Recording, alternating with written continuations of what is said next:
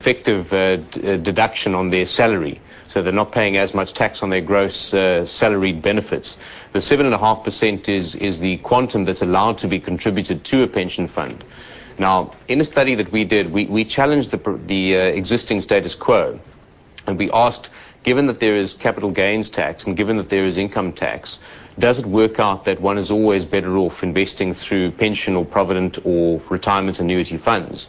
And contrary to my best expectations, it revealed that there are certain instances where one isn't necessarily better off putting the funds away from a tax point of view, from a cash flow point of view, into these compulsory retirement funding vehicles.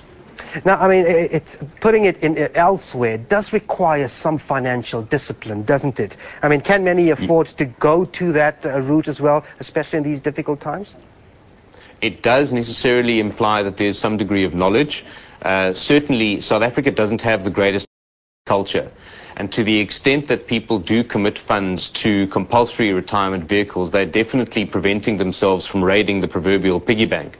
But to the extent that an investor does have the requisite discipline, it could be that any surplus that they have that they want to contribute towards funding their retirement could be more effectively deployed into some discretionary vehicle like a unit trust instead.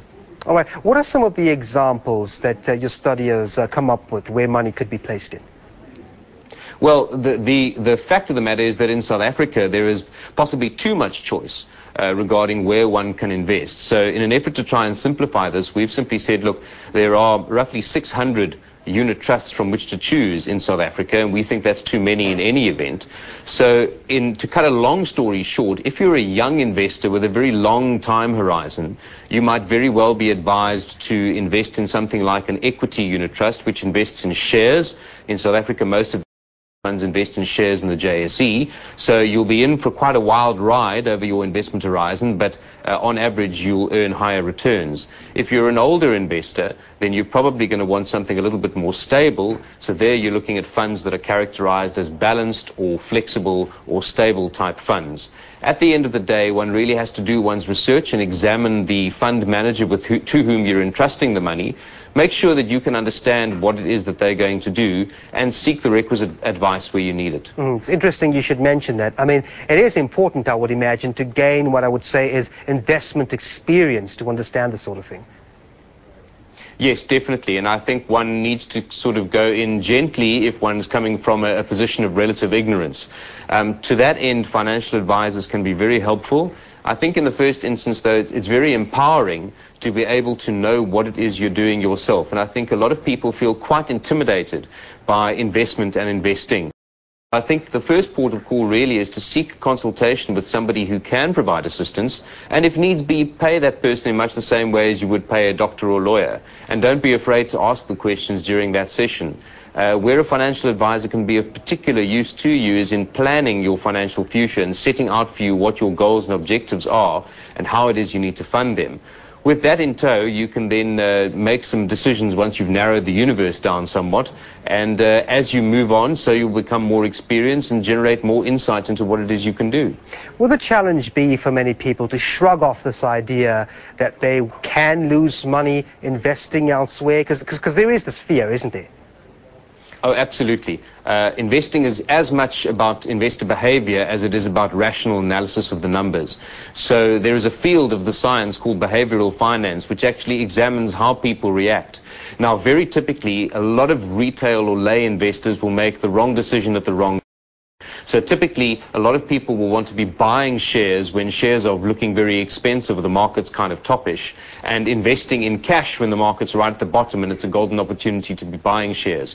So in many respects, one needs to develop the requisite discipline and the requisite understanding about how one should be investing and what the timing of those investments should be, and to understand exactly what your objective is. Typically, retirement for most people is a long-term objective, and to that end, one has to keep your long-term hat on and really see what the end game is after 10, 20, maybe 30 years, rather than worry about what the share price is at the end of the week. Darron West from Forward Asset Management, as well as lecturer from UCT. Thanks very much indeed for your time. Now, international business news as well as news from the rest of the African continent coming up after the break.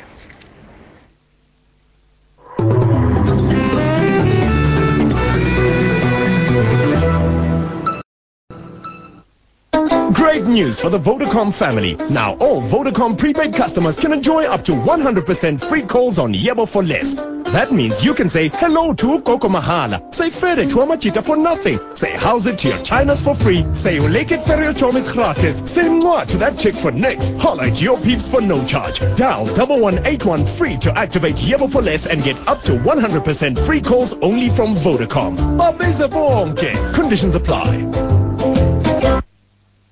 Mrs. Jones wants to put us to the Harpic challenge in our mobile lab. Well, guys, I use regular bleach. There's nothing better to kill germs. But does it completely clean? Let's clear things up.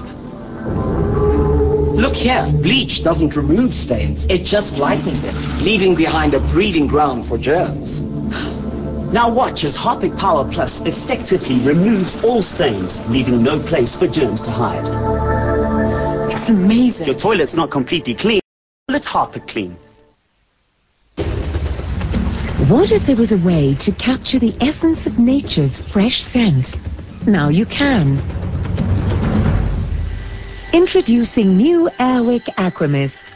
Unlike other aerosols, its propellant-free trigger mists fragrances inspired by the freshest places on Earth. Airwick Aquamist. Release the freshness of nature in your home.